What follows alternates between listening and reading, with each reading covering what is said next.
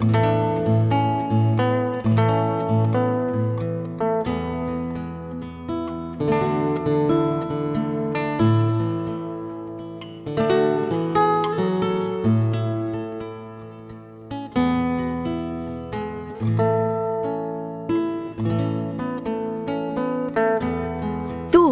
sag mal, welche Jahreszeit hast du eigentlich am liebsten?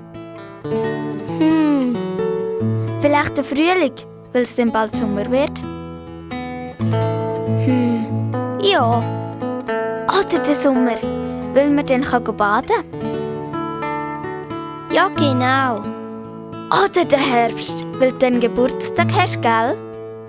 Ja. Oder der Winter, weil man dann schlitteln kann? Ja. Ja, was jetzt? Das sind ja alle. Ja, genau.